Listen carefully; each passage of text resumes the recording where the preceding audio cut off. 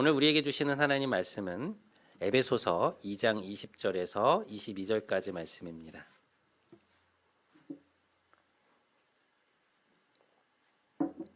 이 말씀을 저희가 한 목소리로 합독하도록 하겠습니다. 함께 읽겠습니다. 너희는 사도들과 선지자들의 터 위에 세우심을 입은 자라. 그리스도 예수께서 친히 모퉁이 돌이 되셨느니라. 그의 안에서 건물마다 서로 연결하여 주 안에서 성전이 되어가고 너희도 성령 안에서 하나님이 거하실 처소가 되기 위하여 그리스도 안에서 함께 지어져 가느니라. 아멘.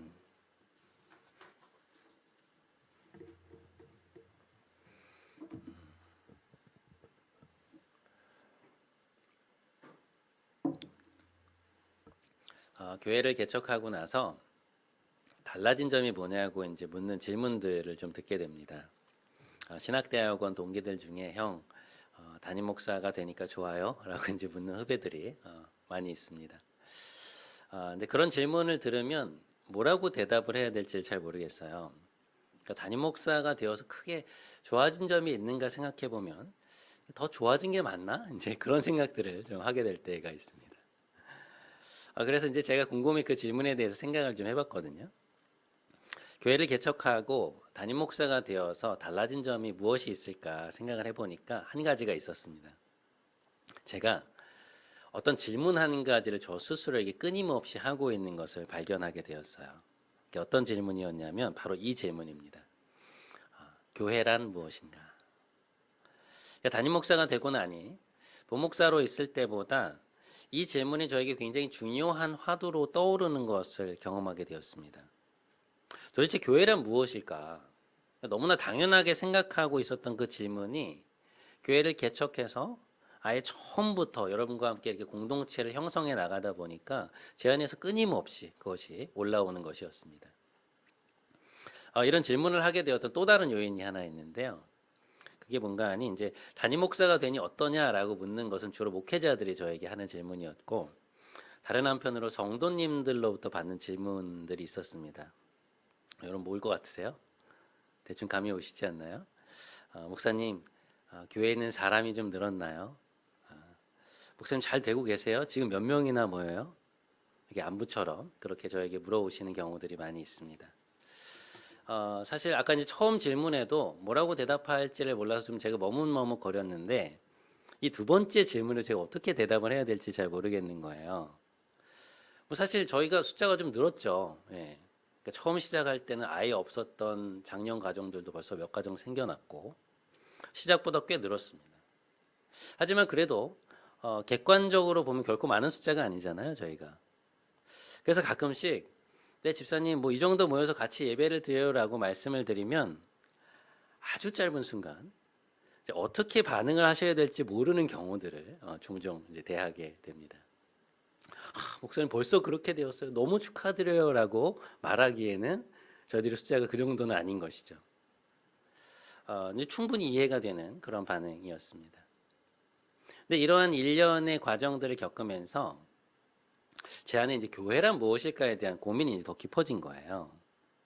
여러분도 생각하시겠지만 뭐 새로운 해가 바뀌었다고 해서 우리 교회가 막 갑자기 이 지역에 막 소문이 나고 막 이 지역에 있는 사람들이 막 몰려와서 우리 교회가 막 엄청난 성장을 이루고 그런 게 아니잖아요. 그러니까 오히려 지금의 시대 상황을 보면 성도 수가 그렇게 늘지 않을 수도 있는 것이죠.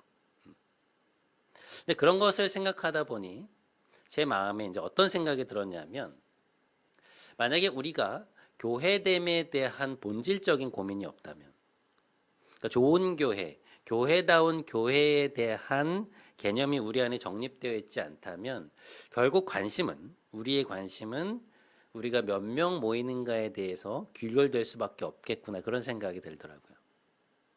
그래서 그 교회가 잘 되고 있느냐 잘 되고 있지 않느냐를 판단하는 것이 기준이 이제 숫자밖에 없는 것이죠. 그러나 그것은 성경적인 것이 아니죠. 그렇게 생각하니까 올해 우리에게 무엇이 필요한지를 딱 알겠더라고요. 올해 우리는 교회다운 교회가 되어야 하겠구나라는 그런 생각이 들었습니다. 첫 번째, 우리 각자가 우리 성도들 각자가 좋은 교회가 되어가는 것. 그리고 두 번째, 우리 공동체가 함께 교회다운 교회가 되어가는 것이 우리의 목표여야 하겠다라는 생각이 들었습니다. 올 한 해 과연 교회다운 교회는 어떠한 것인가? 그리고 신약 성경이 바라보고 있는 좋은 교회의 모습은 어떤 모습인가를 같이 고민하면서 그런 교회로 함께 성장해 나가는 우리 모두가 되었으면 좋겠습니다. 자, 그러면 먼저 우리 자신이 좋은 교회가 되어간다는 것은 무엇을 뜻할까요? 오늘 본문 22절의 말씀이 그것을 좀 보여주고 있는데요. 자, 저희 한 목소리로 한번 읽어보도록 하겠습니다. 자, 시작. 너희도 성령 안에서 하나님이 거하실 처소가 되기 위하여 그리스도 예수 안에서 함께 지어져 가느니라. 자, 우리 한 번만 더 함께 읽겠습니다. 시작. 너희도 성령 안에서 하나님이 거하실 처소가 되기 위하여 그리스도 예수 안에서 함께 지어져 가느니라. 오늘 본문은 우리가 신앙생활을 하면서 추구해야 할 한 가지 목표를 아주 분명하게 말해주고 있습니다.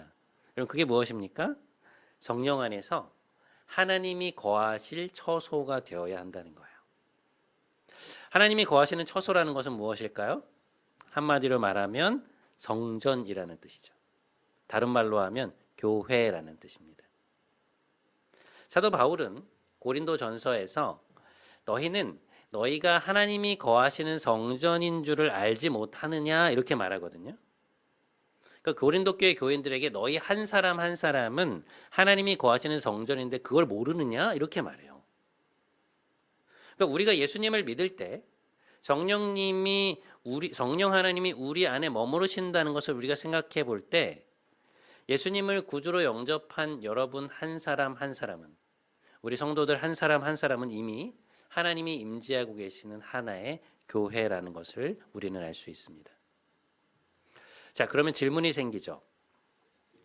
하나님이 우리 안에 머무르신다는 사실만으로 우리는 좋은 교회가 되는 것인가? 우리는 어떻게 하면 교회다운 교회가 될 수 있을까?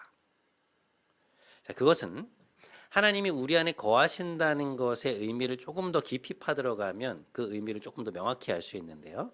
자, 요한계시록 3장 20절 말씀을 한번 보겠습니다.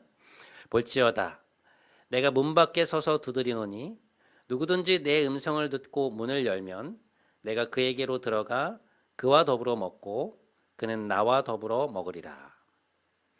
이 말씀은 예수님이 초대교회 당시에 소아시아의 대표적인 7교회 중에 하나인 라오디게아 교회에게 하신 말씀인데요. 여기서 예수님은 아주 독특한 이미지를 하나 사용하고 계십니다. 이제 그게 뭔가 하니까 주님이 우리의 마음 바깥에서 문을 두드리고 계신다고 하는 표현이에요. 그러니까 주님이 우리 안으로 들어오시기 위해서 마음의 문을 두드리고 계신다는 것이죠. 자, 여러분 한번 생각해 보시죠. 주님이 우리 안에 들어오고자 하는 것은 무엇 때문일까요? 우리가 주님의 음성을 듣고 마음의 문을 열면 뭘 하시겠다는 것입니까? 우리 안에 들어오셔서 머무시겠다는 것이죠. 그러니까 우리 안에 모셔서 우리와 함께 거하시겠다는 건 아닙니까? 그런데 주님께서 우리 안에 들어오셔서 이렇게 함께 거하시겠다고 하는 그 말씀을 뭐라고 표현하는지 여러분 이 말씀 속에서 한번 보세요. 자, 아까 말씀을 다시 한 번만 좀 띄워주시죠. 여러분, 주님이 뭐라고 하십니까? 누구든지 내 음성을 듣고 문을 열면 내가 그에게로 들어가서 어떻게 한다고요? 그와 더불어 먹고 그는 나와 더불어 먹으리라 라고 주님 말씀하세요. 굉장히 흥미로운 말씀입니다. 그러니까 함께 거한다고 하는 이미지를 주님이 지금 어떤 이미지로 치환하고 계시는 것입니까? 함께 먹는다는 이미지로 바꿔서 말씀하고 계시는 거예요. 이해가 되시죠? 이것을 살펴보면 하나님이 우리 안에 거하신다고 하는 것의 말의 의미가 조금 더 명확해집니다. 여러분, 우리가 어떤 사람과 친밀해지는 경우가 어떤 경우인가요? 함께 식사를 하면서 음식을 앞에 놓고 한두 시간 정도 편하게 이야기를 하고 나면 이전보다 훨씬 더 친밀감을 느끼게 되죠. 그러니까 인격적인 관계가 형성이 되는 것입니다. 함께 먹음으로써 관계가 형성이 되는 거죠. 우리가 누군가와 식사를 하자고 할 때 여러분 단순히 맛있는 걸 먹는 게 목표가 아니잖아요. 그 사람하고 교제를 하는 것이 목표 아닙니까? 그러니까 이런 걸 생각해 볼 때 먹는다고 하는 것의 개념은 인격적인 교제, 그러니까 인격적인 관계와 밀접한 관련이 있다는 것을 우리가 알 수 있습니다. 그러니까 예수님이 우리 안에 거하신다는 그 의미를 함께 먹는다는 이미지로 대체해서 말씀하신 이유가 바로 여기에 있다는 것이죠. 주님이 우리 안에 거하시려고 하는 주된 목적은 무엇이냐? 그것은 바로 우리와 친밀한 인격적 교제를 나누기 위한 것이라는 겁니다. 우리 안에 거하시는 이런 하나님과의 인격적 교제에 대해서 그걸 잘 보여주는 책이 한 권 있는데요. 그게 뭔가 하니까 로버트 멍어라는 분이 쓰신 내 마음 그리스도의 집이라는 책입니다. 많이들 들어보셨을 거예요. 이 로버트 멍어라는 분은 꽤나 오랫동안 목회자로 활동하셨고 그 뒤에 미국에 있는 플러신학교의 교수로 활동하셨던 그런 분인데요. 내용이 많지 않아요. 굉장히 얇은 책입니다. 하지만 그 책에서 이 저자는 우리가 예수님을 우리의 마음속에 모신다는 것이 어떤 의미인지, 우리가 하나님이 거하시는 처소가 되어간다는 것은 무엇인지에 대해서 아주 잘 설명을 해주고 있어요. 이 책은요, 우리 마음을 집에 빗대어서 이제 구획을 하나하나씩 나눠 놓는데요. 그 장소에 관한 에피소드를 하나하나 적어 내려가고 있습니다. 먼저 서재가 나옵니다. 여기는 마음의 서재인데요. 예수님이 이제 저자의 마음의 서재에 들어오셔서 책장 안에 있는 책들, 탁상에 있는 그런 잡지들, 벽에 걸려 있는 그림들을 이렇게 둘러보시는 거예요. 근데 저자가 옆에서 이제 예수님의 눈빛을 살피다 보니까 이제 마음이 편치가 않은 것이죠. 왜 그런가 하니까 선반 위에는 주님이 보시기에는, 그러니까 그분의 그 정결한 눈으로 보시기에는 차마 볼 수 없는 책들이 몇 권이 놓여져 있었고, 그러니까 크리스찬으로서 전혀 관심 가질 필요가 없는 어떤 잡지들이 탁상 위에 놓여져 있었고, 벽에 걸려 있는 그림들 중에서는 이 그림이라고 하는 것은 저자의 마음의 생각과 상상을 뜻하는 거거든요. 그 중에 몇 가지는 예수님께 보여드리기에 너무나 부끄러운 것들이 걸려 있었던 것입니다. 그래서 그는 예수님께 주님, 지금 보니까 이 방에 쓸데없는 것들이 참 너무 많은데 방을 정리하는 것을 좀 도와주시겠습니까? 라고 정식으로 요청을 해요. 그러자 주님이 너무나도 기뻐하시면서 함께 그 마음의 서재를 하나님 보시기에 잘 정돈된 서재로 바꾸어 주십니다. 그러니까 나의 생각과 사고들이 하나님 보시기에 정결하고 또 하나님 말씀을 잘 분별할 수 있는 정돈된 마음이 된 것이죠. 자, 그 다음으로 간 곳이 주방인데요. 저자는 여기를 뭐라고 소개하냐면 식욕과 욕구의 방으로 소개하고 있습니다. 뭐라고 말하냐면 자기에게 아주 중요하고 그리고 꽤나 많은 시간을 보낸 곳이라고 말해요. 주님을 주방에 모시고 들어가서 이제 소개를 하는 거예요. 주님, 여기는 제가 너무나 좋아하는 방입니다. 제가 대접하는 음식을 주님도 분명히 좋아하실 것이라고 생각합니다. 그래서 주님께서 물으십니다. 그래? 그럼 오늘 저녁 메뉴는 뭐지? 라고 이렇게 물으시자 저자가 이렇게 대답을 해요. 주님, 오늘 저녁은요, 제가 굉장히 좋아하는 음식인데 메인 디쉬가 일품입니다. 돈, 학위, 부동산, 명예, 탁월한 성취가 메인 요리이고요. 반찬으로는 안락함과 쾌락이 있습니다. 주님 좀 드셔보십시오 하고 이제 정성스럽게 차려가지고 주님께 드리거든요. 그런데 주님께서 드시질 않는 거예요. 근데 그러면서 하시는 말씀이 뭐냐면 나에게는 네가 모르는 양식이 있다. 나를 보내신 아버지의 뜻을 행하는 것이다 라고 말씀하세요. 그러면서 이것을 내가 너에게 요리를 해줄 것이니 하나님의 뜻을 행하는 삶의 맛을 좀 보거라 하고 직접 요리를 이렇게 해주시는 것이었습니다. 저자가 그것을 맛보거든요. 그런데 너무너무 맛이 있는 거예요. 고백하기를 어떤 음식도 끝에 가면 뭔가 물리기도 하고 공복감과 아쉬움이 있었는데 이 음식은 자기에게 진정한 포만감을 주었다라고 말하고 있습니다. 그러니까 마음의 서재에서는 주님께서 우리의 내면을 정돈해 주시는 것을 경험했다면 여기에서는 하나님을 위해서 사는 삶의 기쁨을 이제 알게 된 것이죠. 거실이 또 재미있습니다. 여기에는 거실에는 커다란 벽난로도 있고 또 소파도 있어서 분위기가 굉장히 좋은 곳이었어요. 그래서 저자가 매일 아침마다 주님과 만나서 여기서 이제 교제를 갖기로 약속을 하거든요. 처음에는 아침마다 주님과 성경을 읽고 구원에 대해서 하나님 나라에 대해서 배우면서 너무너무 행복한 시간을 갖는데요. 이게 어느 순간부터 그 시간이 소홀해지기 시작하는 거예요.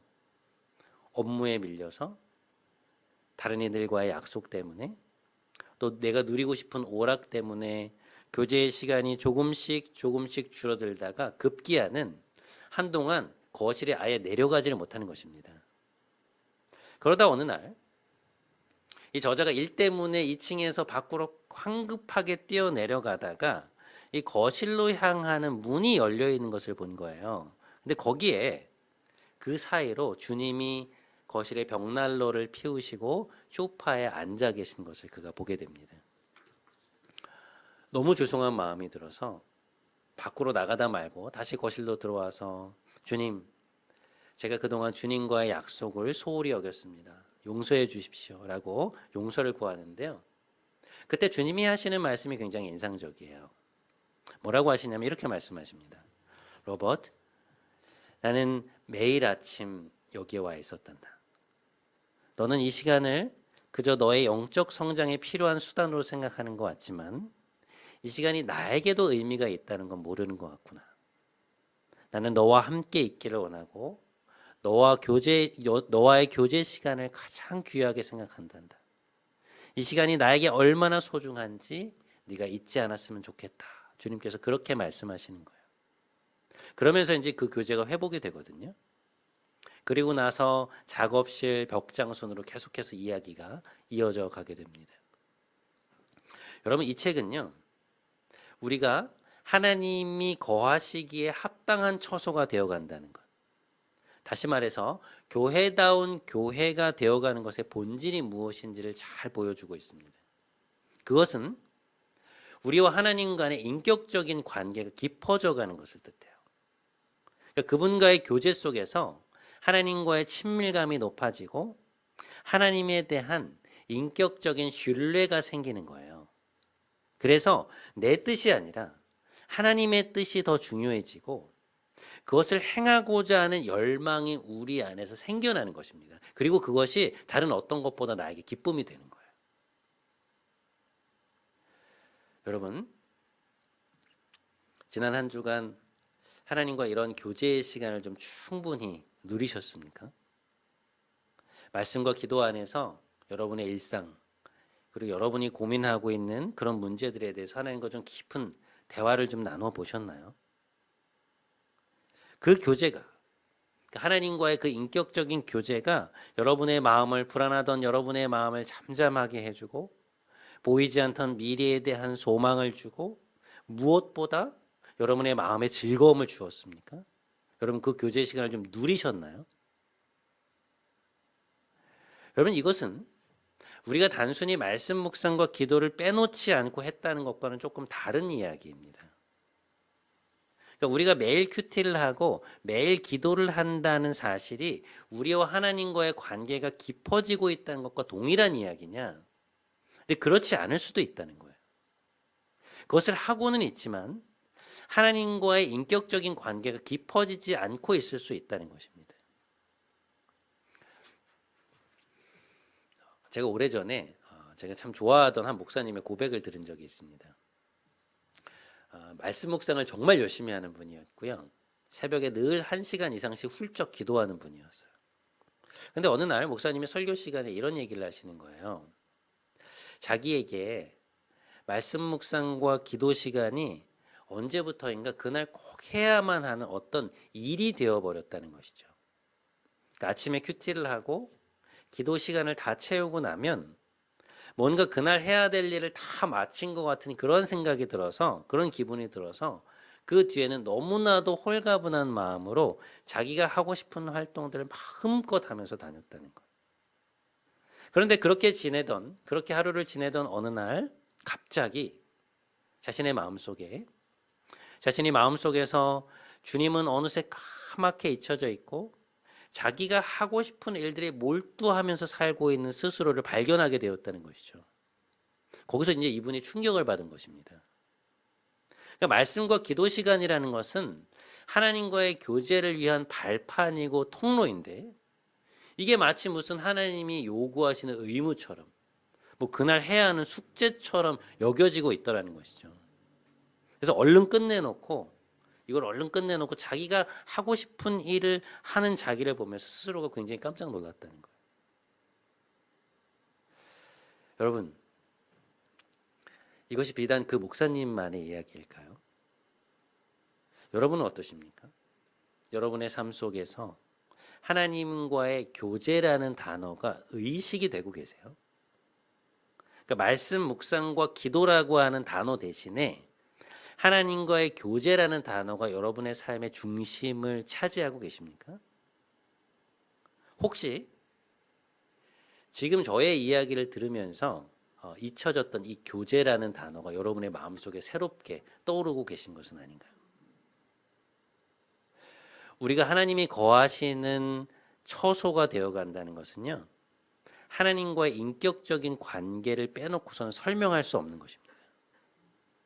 왜냐하면 하나님과의 친밀한 교제가 없이는 그분이 원하시는 교회다운 교회가 될 수 없기 때문에 그래요.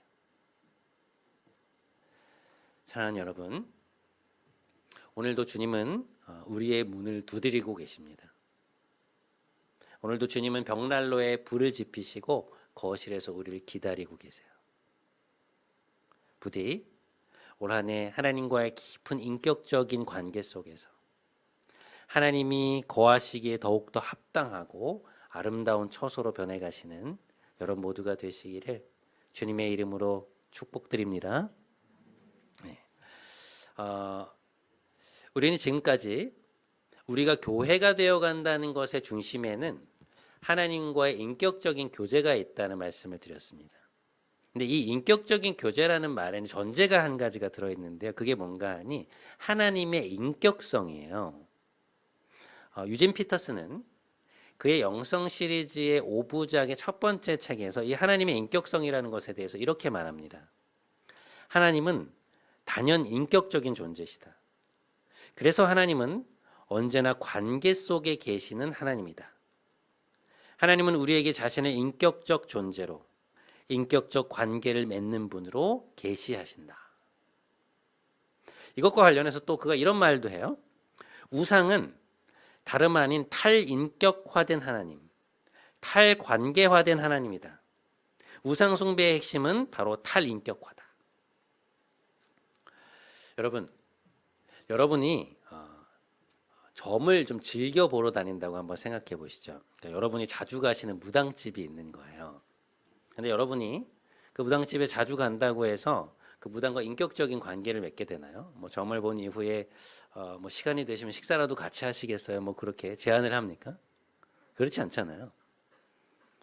그 무당 뒤에 아니면 그 무당 뒤에 있는 악한 영과의 인격적인 교제를 추구하게 되나요? 그렇지 않죠. 그러니까 점이라고 하는 것은 지금 당면한 이 문제에 대한 답을 원할 뿐이에요. 그냥 딱 거기까지입니다. 그러니까 우상 숭배의 핵심이 탈인격화라는 얘기는 바로 이러한 얘기예요. 모든 우상 숭배가 나타나는 본질적 양상이 무엇이냐? 인격적인 관계가 형성되지 않는 것입니다. 자, 유진 피터슨의 말을 다시 한번 들어볼게요. 하나님은 단연 인격적인 존재시다.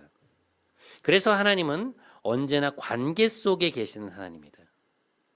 우리가 하나님의 형상대로 창조되었다는 것은 무엇을 뜻하느냐? 그것은 바로 인격성과 관계성을 갖고 있다는 거예요.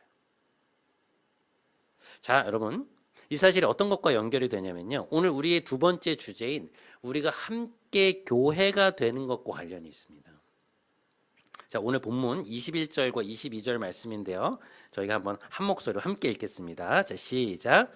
그의 안에서 건물마다 서로 연결하여 너희도 성령 안에서 하나님의 거하실 처소가 되기 위하여 예수 안에서 함께 지어져 가느니라. 자, 여러분 보세요. 에베소서는 우리가 어떻게 하나님의 성전이 되어 간다고 말합니까? 주 안에서 건물마다 서로 연결이 되어야 한다고 말해요. 그러니까 우리 개개인이라는 건물이 있는데 그 건물 하나로 성전이 완성되는 것이 아니라는 것이죠. 근데 기독교의 신비가 뭔가 하니까요, 여러분. 우리가 앞에서도 보았지만 우리 개개인이 하나님이 거하시는 성전이잖아요. 그러니까 하나님의 교회로 우리가 계속해서 자라나는 것 아닙니까? 그런데 그와 동시에 성령님은 개교회인 우리를 한대로 연결시켜서 또 하나의 눈에 보이지 않는 교회를 만들어가고 계신다는 것입니다. 그러니까 이 이중적 교회됨이 기독교 교회론의 신비예요. 제가 언젠가 사도신경에 나오는 공교회라는 말의 의미에 대해서 설명을 드린 적이 있는데요. 사도신경의 맨 마지막 줄에 보면 나는 성령을 믿사오며 거룩한 공교회와 죄를 용서받는 것과 몸의 부활과 영생을 믿습니다 라고 하는 구절이 나오죠. 여러분 여기에 나오는 공교회라는 말이 무슨 뜻이라고 말씀드렸습니까? 무슨 공적인 교회 이런 뜻인가요? 그게 아니죠. 하나의 교회라고 하는 뜻이에요. 그러니까 저 멀리 북한과 중국에 있는 지하교회로부터 아시아, 유럽, 북미, 남미, 아프리카에 있는 전 세계의 모든 교회들이 그리스도가 머리가 되시는 하나의 몸, 곧 하나의 교회라는 것입니다.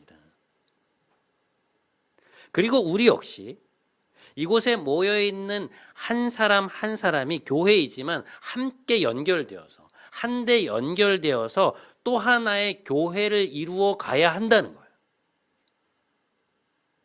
여러분 오늘 우리가 정찬을 하잖아요. 그게 의미하는 바는 우리 모두가 그리스도를 주님이라고 고백하는 세상의 모든 그리스도인들이 하나님 안에서 한 몸이요 공교회라는 것을 확인하는 시간. 그리스도의 십자가를 통해서 이 자리에 있는 우리 모두가 한 몸이라는 것을 확인하는, 상기하는 그러한 시간들이라는 것입니다. 그러니까 이 자리에 모여있는 우리 모두가 함께 하나님의 성전으로 지어져 간다는 것을 상기하는 그러한 시간이 바로 정찬이라는 것이죠. 자, 이것이 우리에게 말해주는 바는 무엇이냐? 우리는 결코 혼자서 성전이 될 수 없다는 거예요. 신약 성경의 비전 속에서 한 공동체가, 한 교회가 교회다운 교회가 되기 위해서는 무엇이 필요하냐? 반드시 내 옆에 있는 형제 자매들이 필요합니다. 나와 함께 연결되어서 그리스도 안에서 함께 자라갈, 성전을 만들어 나갈 사람들이 필요하다는 거예요. 함께 지어져 갈 사람들이 필요하다는 거예요. 그래야 성령께서 이 땅에 세우시는 교회가 완성될 수 있습니다. 그래야 비로소 우리 더불어습 은혜교회가 교회다운 교회가 되어갈 수 있는 거예요. 여러분, 예수님이 이 땅을 떠나실 때 남겨놓은 것이 무엇이었습니까? 뭐 어떤 프로그램이었나요? 아니면 어떤 탁월한 한 사람이었습니까? 그렇지 않죠. 주님이 공생의 3년간의 사역 속에서 수많은 시간을 할애해서 그분의 승천 이후에 이 땅에 남겨놓으신 딱 한 가지는 무엇이었느냐? 제자들의 공동체였어요. 그 공동체를 통해서 성령님은 그들 한 사람 한 사람을 교회로 만들어 가셨고 교회로 세워 가셨고 동시에 그들의 연합을 통해서 이 땅에 하나님의 교회를 만들어 가신 것입니다. 오늘 우리가 이 자리에 있는 것은요. 그 2000년 역사 속에서 함께 모여서 한데 연결되어서 성전으로 지어져간 그 수많은 이들의 터 위에 우리가 세워져 있는 거예요. 그것이 바로 오늘 에베소서 말씀이 말하고 있는 바인 것입니다. 사랑하는 여러분, 올 한해 우리가 수적으로 크게 성장하지 않을 수도 있습니다. 우리가 나누는 소그룹에서의 나눔이 사소해 보일 수 있고 해도 그만 안 해도 그만인 것처럼 보일 수도 있어요. 하지만 우리가 하나님의 인격성을 잊어버릴 때 하나님의 형상을 담지한 내 옆에 있는 형제 자매의 인격성을 마주하지 못할 때 우리는 교회다운 교회로 자라날 수 없습니다. 그래서 여러분 올해 우리 교회의 표어가 무엇인 줄 아세요? 주보 뒷면에 보면 나와 있는데요. 여기 주보 뒷면에 한번 보시죠. 뒷면의 맨 위쪽 소식란의 맨 위쪽을 보면 뭐라고 나와 있습니까? 함께 지어져 가는 사람들이라고 나와 있죠. 뭐라고요? 다시 한번 함께 지어져 가는 사람들. 저에게는 비전이 하나 있습니다. 이 자리에 모여 있는 우리 교회 성도님들 모두가 소그룹에 함께 참여하게 되는 거예요. 그래서 예배를 마친 이후에 본당에서 로비에서 소그룹실에서 목양실에서 잠옷실에서 함께 모여서 그날 들은 말씀을 나누고 삶을 나누고 서로 간의 깊은 인격적인 교제 속에서 함께 공동체로 교회로 지어져 가는 것입니다. 그것이 우리가 꿈꾸어야 할 교회의 모습이에요. 사랑하는 여러분, 부디 새롭게 시작되는 올 한 해 하나님과의 친밀한 교제 속에서 그분이 거하시기에 합당한 처소가 되어 가시기를, 그리고 내 옆에 있는 형제 자매들과 함께 연결되어서 교회다운 교회를 함께 만들어 나가는 여러분 모두가 되시기를 주님의 이름으로 간절히 축원드립니다. 네, 이제 우리 다 함께 주님의 살과 피를 대하는 성찬의 자리로 나아가겠습니다. 제정의 말씀을 제가 읽겠습니다. 내가 너희에게 전한 것은 주께 받은 것이니 곧 주 예수께서 잡히시던 밤에 떡을 가지사 축사하시고 떼어 이르시되 이것은 너희를 위하는 내 몸이니 이것을 행하여 나를 기념하라 하시고 식후에 또한 그와 같이 잔을 가지시고 이르시되 이 잔은 내 피로 세운 새 언약이니 이것을 행하여 마실 때마다 나를 기념하라 하셨으니 너희가 이 떡을 먹으며 이 잔을 마실 때마다 주의 죽으심을 그가 오실 때까지 전하는 것이니라. 아멘. 함께 기도하시겠습니다. 자비로우신 하나님, 새해의 첫날 우리를 위한 주님의 살과 피를 대하려 합니다. 이 시간 우리의 영혼을 주의 보혈로 씻으시고 주의 몸으로 깨끗게 하옵소서. 거룩하신 예수 그리스도의 이름으로 기도드립니다. 아멘.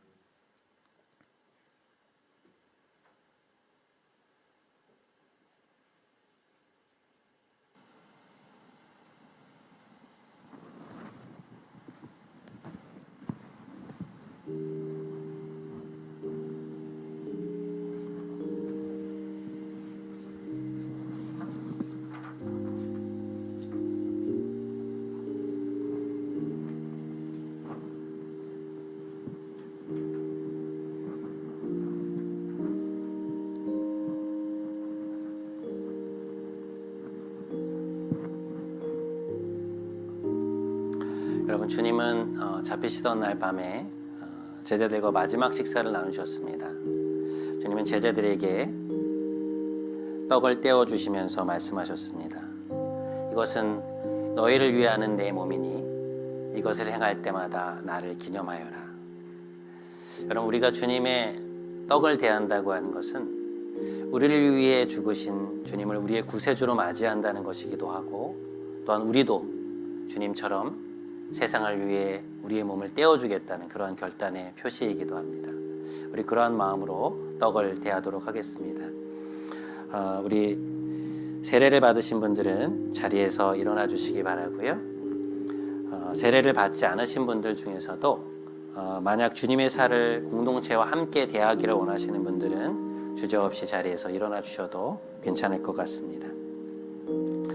떡을 받으신 분들은 자리에 앉아 주시고 잠깐 기다리셨다가 다 함께 떡을 대하도록 하겠습니다.